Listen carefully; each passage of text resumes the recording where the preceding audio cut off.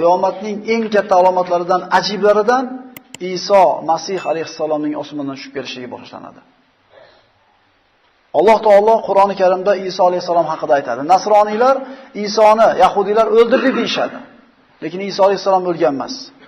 Astagfirullah va ma qataluhu va ma salabuhu walakin shubbiha lahum va innal ladina ikhtalafu fihi la fi shakkin minhu ma lahum bihi min ilm illa ittiba'adh dhann va ma qataluhu yaqina.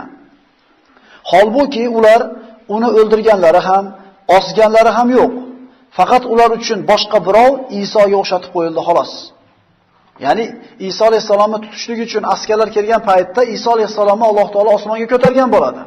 Va mana shu 12 ta havoriysining ichidan eng yoshi o'zini ixtiyori bilan 3 marta men deb chiqqan paytda Iso alayhisalomning shakliga o'tib qoladi.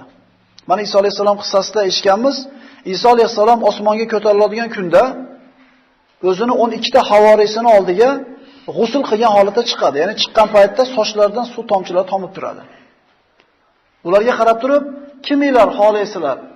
Meni shaklimga o'xshab qolishlikda va meni o'rnimga olib chiqib o'ldirishliklarini. Ana bitta odam men desa, menga o'xshab qoladi-da, meni o'rnimga olib chiqib o'ldiradi ular deydi. Shunda mana shu 12 ta kishidan eng yoshi chiqib men deydi. Yo'q deb o'tkazadi. Kim deb so'raganda, 3 marta so'raganda ham shu yigit turadi. Shunda ha sen deyishligi bilan Iso alayhisolamning shakli unga o'tadi. Iso alayhisalom sahih hadislarda keladi, osmonga ko'tarilib ketganidan keyin askarlar keladi-da, Isoga o'xshagan yigitni olib chiqib ketib, osib o'ldirishadi. Va ular biz Isoni o'ldirdik, xochga ildik dedilar. Alloh taolo aytadiki, holbuki ular uni o'ldirganlari ham, osganlari ham yo'q. Faqat ular uchun boshqa birov Isoga o'xshatib qo'yildi xolos. Albatta Iso haqida talashib tortishgan kimsalar, uning o'ldirilgani, o'ldirilmagani haqida shubhada qolganlar. U haqida faqat gumonga boradilar. Xolos, uni o'ldirmaganlari aniqdir. Bal rafa'ahullohu ilayh. Balki Alloh uni o'zining huzuriga ko'targandir. Alloh qudrat va hikmat egasi bo'lgan zot. Hali ham nasroniylarda mana shu gumon bor. Isoni 12 ta havorisi bo'lsa, ular kirgan paytda 12 ta odamning bittasi Isoga aylanib qoldi. Shakl suratiga. Isoning suratiga kirib qoldi. 11 ta qoldi. Agar bu 11 tasi bu haqiqiy Iso bo'lsa, 12-havoriy qani deyiladi. Ya'ni ular Isoni aniq o'ldirmaganligiga o'zlari ham ishonadi. Shubhada ekanligini o'zlari ham biladi. Alloh taolo quyida oyatda o'ldirgani ham yo'q, xochga ham ilgani yo'q deydi. Iso alayhisalom tirik. Alloh taoloning huzurida. Mana shu alomatlar zohir bo'lgan paytda albatta bu tushadi. Siz bilan bizni e'tiqodimizning bir qismi bu. Bunda shubha bo'lmaydi. Alloh taolo Iso haqida aytadi: "Va innahu la'ilmun lis-sa'a." Albatta Iso qiyomat soat haqidagi bilim alomatdir. Bas sizlar u soat haqida hargiz shubha shak qilmangiz. Zuhruf surasi 61-oyat. Boshqa oyatda Alloh taolo aytadi: "Va in min ahlil kitabi illa la yu'minanna bihi qabla mawtih va yawmal qiyamati yakunu alayhim shahida." Har bir ahli kitob o'limi oldidan unga, ya'ni Isoga albatta iymon keltirur. Qiyomat kunida esa u bularning zarariga guvoh bo'lur. Demak, Iso alayhisolamning tushishligi haqida shubha qilib bo'lmaydi. Shubha qilgan odam mana shu oyatlar haqida shubha qilayotgan bo'ladi. Iymondan ajrab qoladi.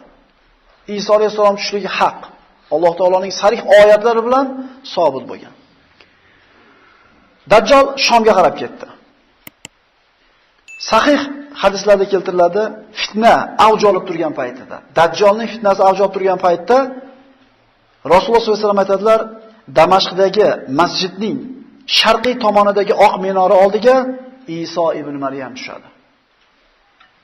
Dajjal yer yuzi bo'ylab aylanib yurar ekan, so'ngra musulmonlar, Damashqda qolgan musulmonlar va ba'zi rivoyatlarda mana Imom Mahdi boshchiligidagi musulmonlar Damashqqa to'planib, qo'rg'onlarga berkinib, Dajjalga qarshi urushlikka tayyorgarlik ko'rib turishadi. Dajjal Madinadan qaytib Damashqqa boradi. Ana shu Imom Mahdi boshchiligidagi rivoyatlarga ko'ra musulmonlar yashinib turgan qo'rg'onga o'zining askari bilan kelib urushlikka turadi. Musulmonlar tong otganda Dajjal va uni yordamchi bo'lgan yahudiylar bilan jang qilamiz deb tayyorlanib turar ekanlar, kechasi takbir aytib qolmadi. Shunda ular shunday qaraganlarida osmondan Iso alayhisalom tushib kelayotganligini ko'rishadi. Nabiy sollallohu alayhi vasallam Iso alayhisalom tushligini tasvirlab shunday aytadilar: Men va Iso oramizda nabiy bo'lmaydi. U albatta tushguvchidir. Uni ko'rsangiz taniysiz. O'rta bo'ylik, oq qizil yuzlik, ikki ko'ylak kiygan holda, boshi ho'l bo'lmasa ham sochlaridan suv tomgandek tushib keladi. Ya'ni daqiq vasf, nozik joylargacha tushuntirib beryapti. Qachon tushadi? Musulmonlar Damashqdagi hollarida. Mana aytdik, hadisda Dajjal bilan birga Yahudilardan 70 mingtasi ergashadi deb aytdik. Bular mana shunday jangga tayyorgarlik ko'rib turgan paytda osmondan tushib keladi. Sahih hadislarda keladi. Ular saf tortib tayyorgarlik ko'rib turgan paytda bomdod namozi vaqtida takbir aytiladi. Ularning imomi eng yaxshisi bo'ladi, mana Mahdi deb aytgan bo'ldik. Qiyomat qoyim bo'lgunicha ummatimdan bir toifasi haqda turib, Iso ibn Maryam tushgunicha jang qiladilar. Ularning imomi tushganidan keyin Isoga keling bizga namozga o'ting deydi. Ya'ni Iso alayhisalom Damashqdagi katta masjidni sharqiy minorasini oldiga ikkita farishtaning qanotiga qo'lini qo'ygan holatda tushib keladi. Iso alayhisalomga imomga o'ting deganlarida Iso yo'q. Siz bir-birlaringizga amirsizlar. Allohning bu ummatga bergan ikromi deydi. Ya'ni Iso alayhisalom payg'ambar bo'lgan, ruhulloh bo'lgan Iso alayhisalom musulmonlarni imomini orqasidan ma'mun bo'lib namoz o'qiydi. Bu Alloh taolo ummati Muhammadiga bergan fazildir. Nabiy sollallohu alayhi vasallam Iso haqida aytadilar.